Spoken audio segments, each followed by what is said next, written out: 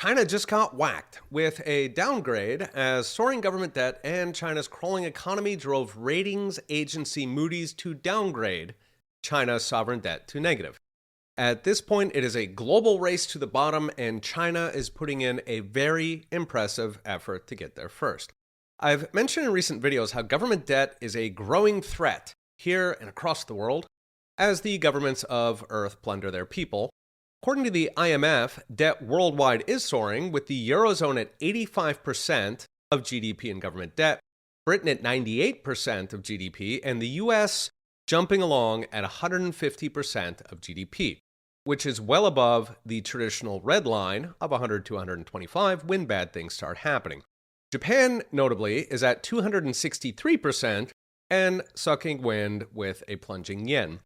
Worse, all these debts are growing at a blistering pace. The IMF estimates that worldwide governments will run deficits of 7.4% of GDP next year and the year after.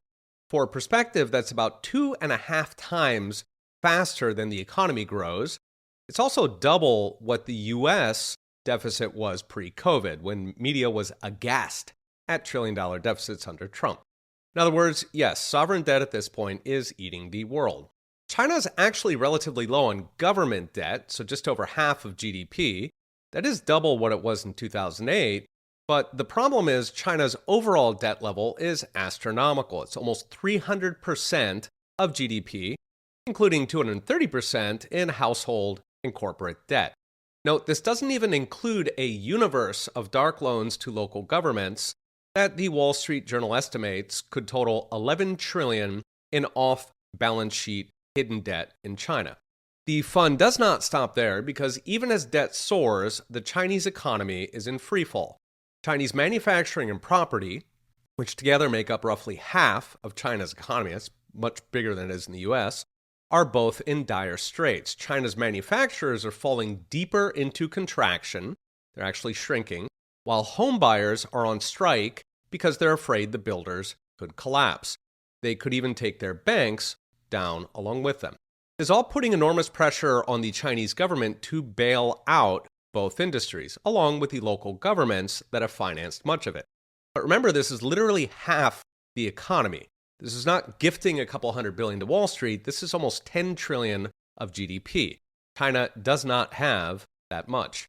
Toss on the local boondoggles. So one Westerner living in China mused how his local bus stop was torn down and rebuilt 5 times in 2 years, including twice it was built like a palace. And they do that to soak up money and to fake growth to impress the central government. So what's next? Brought to you by Unchained. The best kept secret about China is that it has been a losing bet for going on 20 years. China's main stock index, the Shanghai Composite, is actually below where it was in 2007. China has been treading water for investors, even as its predatory commercial policies gut other countries' manufacturing bases. They are very busy, but they're not actually making any money. Meanwhile, China's central planners have painted themselves into a corner that could dwarf even the 3-ring circuses in Washington and Brussels.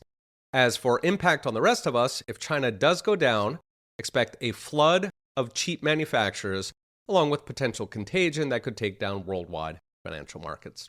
Okay, we'll be watching. See you next time.